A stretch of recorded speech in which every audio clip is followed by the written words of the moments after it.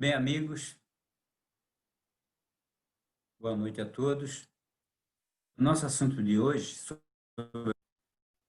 é do capítulo 9 do Domínios da Mediunidade, André Luiz. Também pesquisar em outros locais, uma olhada no livro editado pela Graça de Minas Gerais, Seção e Coração, e eles fazem resumo praticamente de diversas obras espíritas que falem sobre o assunto. Além das obras básicas, Leon Denis, Reformador, Revista Espírita. Então, eu procurei sintetizar bastante para a gente também não passar do horário, né? Então, iniciando, no livro Espíritos, a pergunta 473, Kardec pergunta: corporariamente, o invólucro corporal de uma pessoa viva, isto é, introduzir-se num corpo animado e obrar em lugar de outro, que se acha encarnado neste corpo, um espírito pode pegar um corpo de outra pessoa viva, né, introduzir nesse corpo, né, e obrar e usar aquele corpo. Os espíritos respondem: o espírito não entra em um corpo como entras numa casa. Identifica-se com um espírito encarnado, cujos defeitos e qualidades sejam os mesmos que os seus, a fim de ir conjuntamente com ele. Nós vamos ver que sempre existe dois tipos de possessão, do bom espírito e do mau espírito. Que o médium, ele pode ceder o corpo dele para que o espírito use, né? Sem, é claro, que não vai se desligar mais na frente, né? Então, continuam os espíritos. Mas o encarnado é sempre quem atua, conforme quer, sobre a matéria de que se acha revestido. Um espírito não pode substituir-se ao que está encarnado. Por isso que este terá que permanecer ligado ao seu corpo até o termo fixado para a sua existência material, né? Dois corpos não utilizam o mesmo espaço. E um espírito, ele só se desliga do corpo dele quando ele desencarna, né? Então, mesmo que o corpo dele ele é utilizado quatro, Kardec pergunta: desde que não há possessão dita, isto é, a coabitação de dois espíritos no mesmo corpo, pode a alma ficar na dependência de outro espírito, de modo a se achar subjugada ou obsediada ao ponto de sua vontade vir a achar, de certa maneira, paralisada? Quer dizer, então, o espírito pode usar um outro corpo, né, e subjugar. Então, o médium, o dono de um corpo, ele pode ceder a um espírito para que ele use boamente, um espírito de boas intenções, como nós vamos ver dois exemplos mais para frente. Agora, aquele que não consente, um espírito mau, ele toma o corpo, desde que o dono desse corpo não tenha uma autoridade moral para poder barrar essa invasão, né? Muitos epiléticos ou loucos que mais necessitavam de médico do que exorcismo têm sido tomados por processos, né? A gente vê tantos casos aí, né? Não é raro que o espírito atue e fale com o corpo de um outro. Deveis compreender a possibilidade deste fenômeno. Então, que sabeis que o espírito pode se retirar com o seu perispírito mais ou menos longe do seu envoltório corpóreo. Todos nós sabemos, né? No desdobramento, a gente se afasta do nosso corpo, né? Longe ou perto, mas a gente se afasta, deixa o corpo ali. Quando esse fato ocorre, sem que nenhum espírito disto se aproveite para ocupar o lugar, há catalepsia. Então, o espírito se afasta do seu corpo. Se ele se afastar do seu corpo por muito tempo, pode acontecer a catalepsia.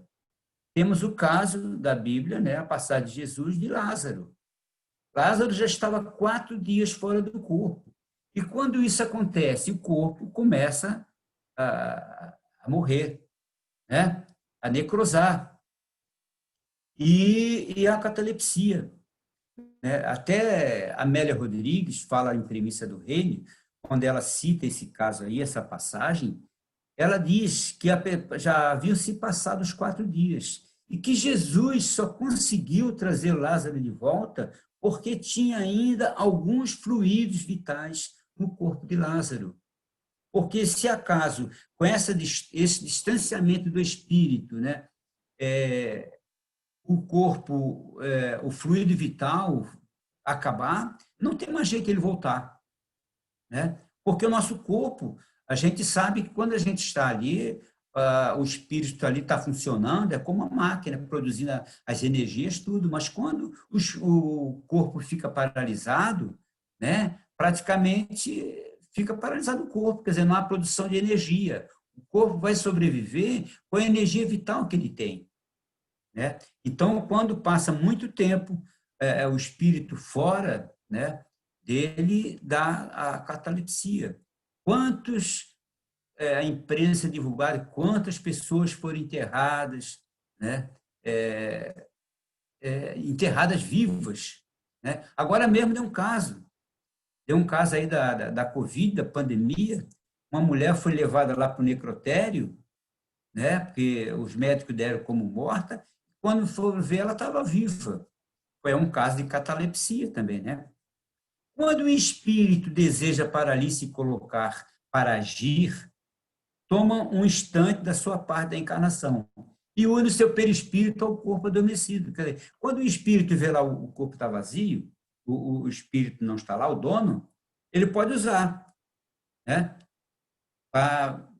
Usa aquele corpo para ele fazer o que ele deseja. Despertam esse corpo por esse contato e restitui movimento à máquina, cadê o corpo? Mas os movimentos, a voz, não são mais os mesmos, porque os fluidos perispirituais não afetam mais o sistema nervoso do mesmo modo que o verdadeiro ocupante. Então, os fluidos o verdadeiro ocupante não está ali. Então, vai mudar completamente a personalidade que está usando aquele corpo ali. Né? A possessão, consequentemente, é sempre temporária e intermitente. É temporária. Porque um espírito desencarnado não pode tomar definitivamente o lugar de um outro encarnado. Pela razão de que a união molecular do perispírito e do corpo só se pode operar no momento da concepção. Está lá no Evangelho, capítulo 10. Né? A gente sabe que a união molecular se dá na concepção. Então, o outro espírito, ele pode até usar o corpo, né? Um corpo de outro, mas não pode se unir, tá, definitivamente ali, né? Porque não existe ligação. De posse momentânea do corpo do encarnado, o espírito se serve dele como seu próprio fora. Fala pela sua boca, vê pelos seus olhos, opera com os seus braços, conforme eu faria se estivesse vivo. Não é como na mediunidade falante, em que o espírito encarnado fala transmitindo o pensamento de um desencarnado. Né? Na mediunidade, o espírito, o médium, né, o espírito do médium se afasta um pouquinho para dar lugar ao outro espírito para se comunicar, mas há um contato perispiritual. Né? E é o pensamento do espírito que vai lá, que o médium vai retransmitir. Tanto que o médium, o espírito do médium, fica ali controlando o espírito comunicante. Né? Passa pelo seu pensamento e ele controla tudo.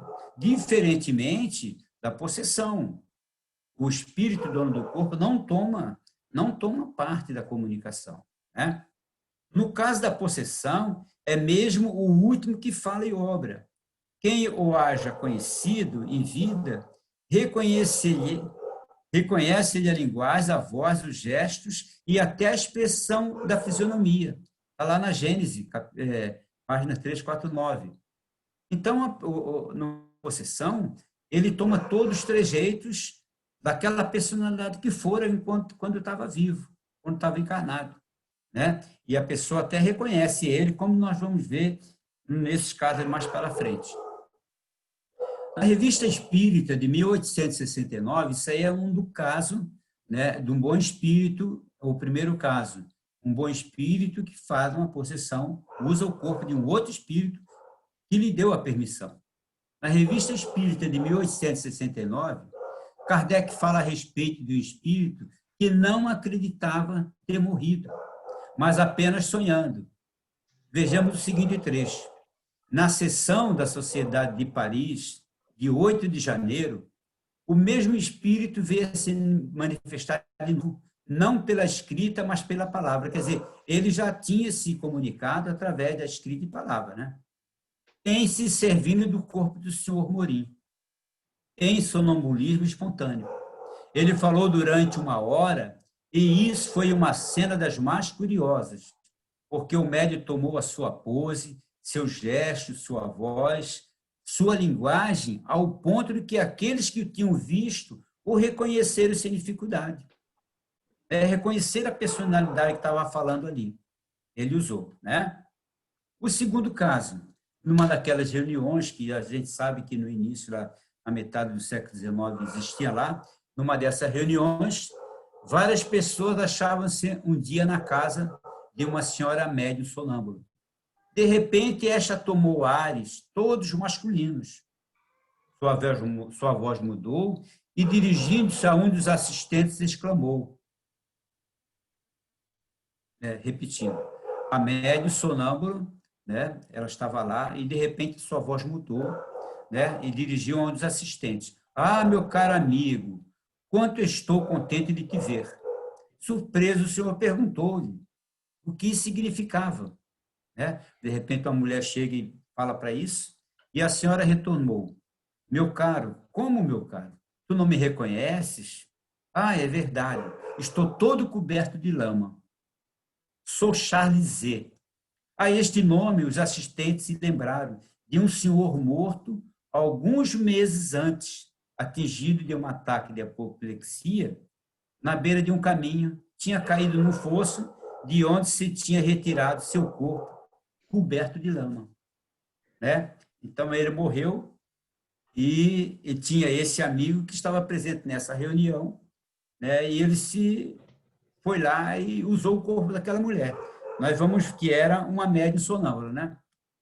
Ele declara que, querendo conversar com seu antigo amigo, aproveitou de um momento em que o espírito da senhora A, sonâmbula, estava afastada do seu corpo, para se colocar em seu lugar.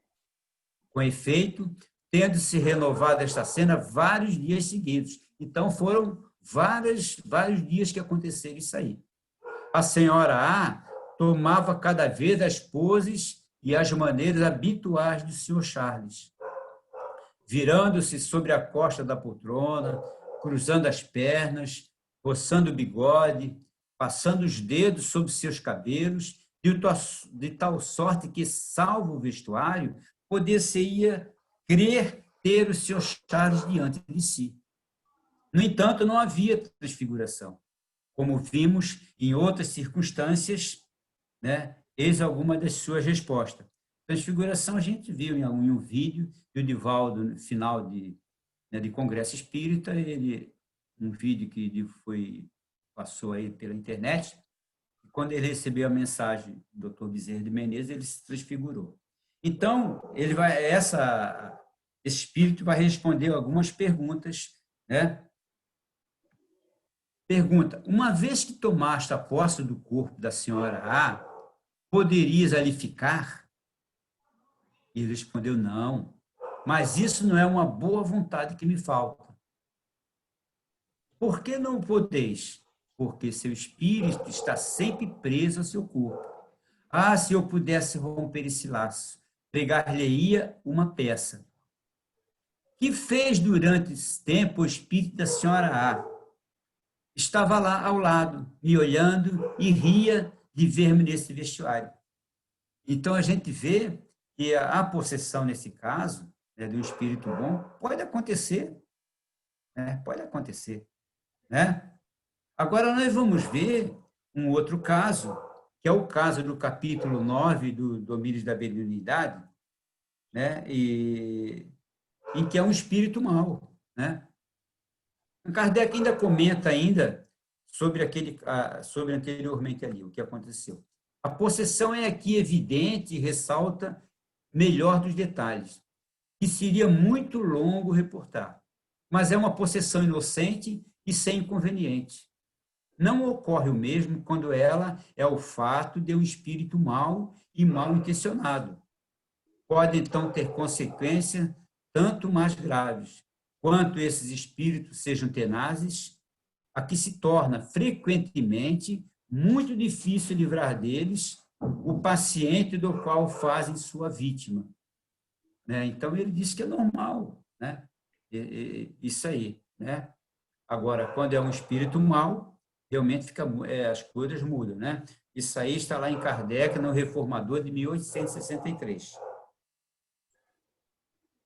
Quando é mau o espírito possessor, as coisas se passam de um outro modo. Ele não toma moderadamente o corpo do encarnado, arrebata-o. Se este não possui bastante força moral para lhe resistir, falo por maldade para com este e a quem tortura e martiriza de todas as formas, indo ao extremo de tentar exterminá-lo, já por estrangulação, já tirando ao fogo ou a outros lugares perigosos. Está em Kardec, lá na Gênese. Um fato disso aí, a gente sabe a passagem de Jesus, quando ele cura aquele moço obsediado, né? Que está lá possuído, e que o pai dele diz a Jesus que ele se joga no fogo e tudo, né? É nesses casos aí. Nos domínios da mediunidade, no capítulo 9, André Luiz fala, né? Cita um caso desses aí, né? Convidado, nós estamos no centro espírita, claro, estão lá no centro, e está havendo uma sessão de cura. Tem uma fila lá, segundo o capítulo, depois o pessoal, quem não leu, dá uma olhada, né? Quase 4 pessoas esperando para ser atendidos. Né? E um desses moços é um enfermo, que está ali acompanhado pela mãe dele. Convidado pelo instrutor, abeiramo-nos do moço enfermo que se fazia assistir por uma senhora de Cabreiros Pisalhos, era sua mãe. Autorizado pelos supervisores, guarda deixaram entrar no recinto um espírito de aparência alocada aos gritos. A equipe espiritual viu, né, Clementino, Aulos, viu esse espírito lá fora. E eles, então, resolveram deixar ele entrar, porque eles estavam numa sessão, né, para aprendizagem. Vamos deixar esse espírito entrar para a gente ver o que vai acontecer aqui. Né? Então, esse espírito de aparência alocada entra aos gritos.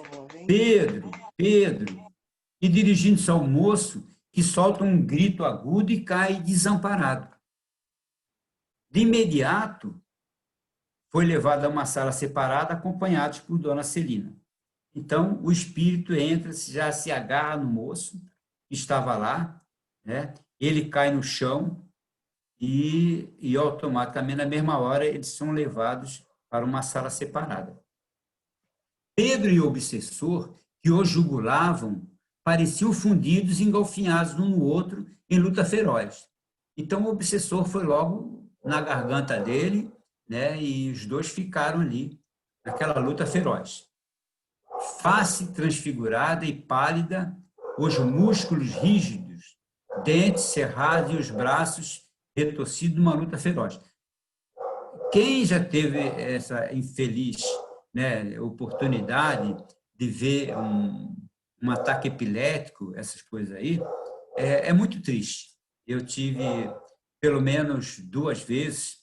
Me lembro que no 4º ano primário, né, um coleguinha que sentava ao meu lado, gordinho, muito bonzinho, ele de repente ele caía. E caía e ficava desse jeito, se retorcia, né, os dentes cerrados, espumando, e a professora dizia, segura a cabeça dele, para que a cabeça não bata e ele não se fira. Eu ficava segurando, com medo danado, segurando a cabeça ali do meu coleguinha, até que chegasse a diretora ou outros professores para poder dar o socorro. Esse transe durava no máximo aí 5 minutos. E outro colega foi futebol. Eu tinha um colega que jogava futebol comigo, e de vez em quando a gente estava lá jogando futebol, ele caía no chão e esse ataque epilético também na mesma situação. Né?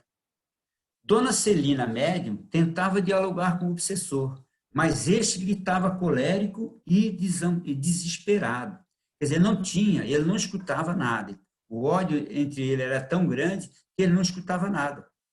Só dizia, vingar-me-ei com as próprias mãos. A gente sabe que uma obsessão desse é tudo vingança do passado, né? Porque isso aí são as vítimas do passado.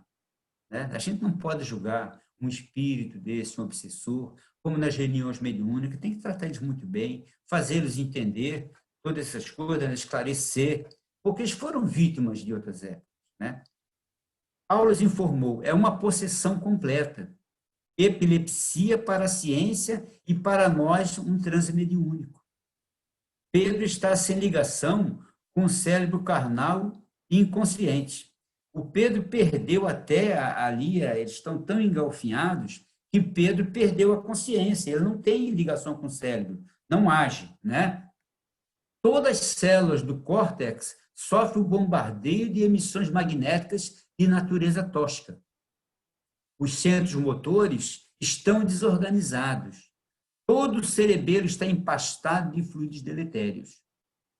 As vias de equilíbrio aparecem completamente perturbadas. Pedro, temporariamente, não dispõe de controle para governar-se, nem de memória comum para marcar a inquietante ocorrência de que é protagonista. O Pedro está desligado, a consciência dele, ele está completamente inconsciente. Ele não tem ligação com o cérebro dele. Né? Não escuta, não ouve nada, só está ali naquela luta, né, com o seu obsessor. Vemos a associação de duas mentes presas ao ódio recíproco. Isso é o Aulos falando, né, o mentor. Antes da presente encarnação de Pedro, os dois em regiões inferiores se degladiaram por longo tempo. Então, eu vou dar uma lidinha rapidinha aqui, no livro, no Domínio da Mediunidade, o que é que causou esse ódio entre eles. Né? Na derradeira metade do século findo, Pedro era um médico que abusava da missão de curar.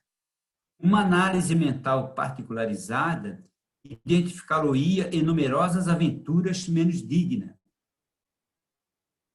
O perseguidor que presentemente lhe domina as energias era-lhe seu irmão consanguíneo, cuja esposa, nosso amigo, a esposa do nosso amigo, doente de agora, procurou seduzir. Né? O médico, né? Pedro era um médico e o outro era o irmão dele. Ele tentou seduzir a esposa do irmão, a cunhada. Né? Para isso, insinuou-se de formas diversas, além de prejudicar o irmão em todos os seus interesses econômicos e sociais, até incliná-lo à internação no hospício, onde estacionou por muitos anos, aparvalhado e inútil à espera da morte. Desencarnando e encontrando-o na posse da mulher, desvarou-se no ódio a que se passou a nutrir-se. Depois que ele desencarnou, ele viu a intenção do irmão e passou a obsediá-lo, a persegui-lo ferrenhamente, né? Até esse momento aí.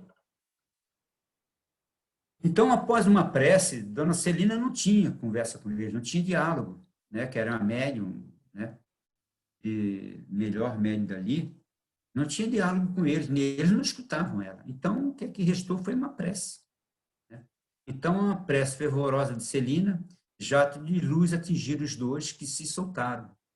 e, como tivesse respirado uma substância anestesiante, o obsessor adormeceu e Pedro voltou ao normal. Então, após aquela prece da dona Celina, né, jatos de luz que saiu pelas mãos da dona Celina, então os dois se soltaram, né, e o obsessor adormeceu.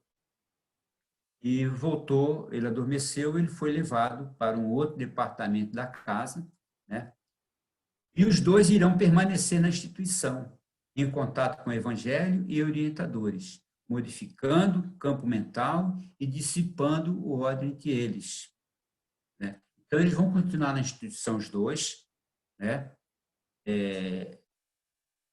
Estudando o evangelho, né?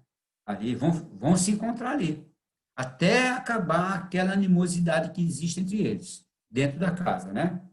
Pedro assumirá mais à frente uma mediunidade, quando se reabilitar perante as leis divinas, quanto os erros dele. Pedro assumirá mais à frente uma mediunidade de provação, está na provação dele, quando se reabilitar perante as leis divinas. Aparelho daí tem uma observação de Aulos, né, do mentor Clementino, que fala sobre o médium. Aparelhos mediúnicos valiosos não se improvisam. Reclamam esforço, sacrifício, coragem, tempo, e sem amor e devotamento não será possível a criação de grupos e instrumentos louváveis na tarefa do intercâmbio. Pedro ainda sofrerá crise de epilepsia quando lembrar do passado delituoso, até que se restabeleça a harmonia em seu corpo espiritual. Toda essa situação vai trazer no corpo perispírito dos dois muitas coisas, né? E eles vão ficar aquele tempo ali até que se restabeleça o corpo perispiritual dos dois, para que eles possam, então, né, o processo de ser levado a uma nova reencarnação, né? E Pedro entrar, receber a mediunidade de provação e realmente moralizar a sua vida e passar a ter uma vida normal, né? E tem aqui outra observação, né, de Leon Denis no Invisível. Ao despertar o espírito do médium, perde toda a consciência das impressões recebidas no sentido de liberdade. Do mesmo modo que não guardará o menor conhecimento do papel que seu corpo tenha desempenhado durante o trânsito. Quando ele se acorda, não se lembra de nada. Nesses dois casos que eu presenciei na minha vida, eles se acordavam, ficavam assim atolesmado, né? Olhando para um lado e para o outro. Sabiam que havia acontecido alguma coisa com ele, mas não sabem. Eles não se lembram de nada, né? Os sentidos psíquicos de que por um momento haviam readquirido a posse se extinguem de novo. A matéria se estende ao seu manto e à noite se produz toda a recordação, se desvanece. Até os resquícios, né, os resquícios que tem daquela luta que ele recebe do perseguidor, que fica ali também, depois vai se desvanecendo, vai saindo, né? O médium desperta num estado de perturbação, que lentamente se dissipa. Aquilo que eu falei, ele se desperta e fica assim olhando, como se não entendeu o que aconteceu com ele. Mas depois ele volta ao normal. Bem, companheiros, esse aí foi o que eu pude fazer para vocês na noite de hoje, né? Como eu falei, nós temos aqui...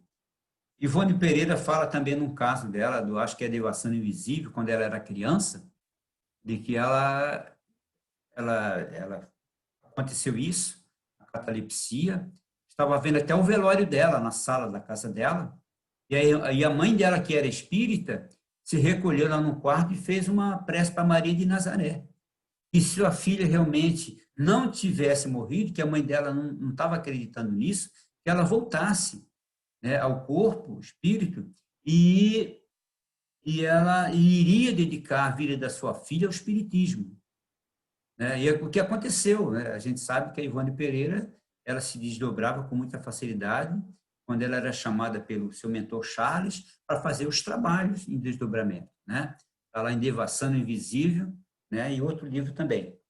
E o livro que eu recomendo, se vocês quiserem se aprofundar nessa possessão, é Possessão e Incorporação. Coloca lá no Google, Incorporação, que vai dar, de Paulo Neto, e da Federação Espírita de Minas Gerais, que ele faz uma síntese de todas as fontes de pesquisas sobre esse assunto aqui. Muito obrigado a todos vocês aí.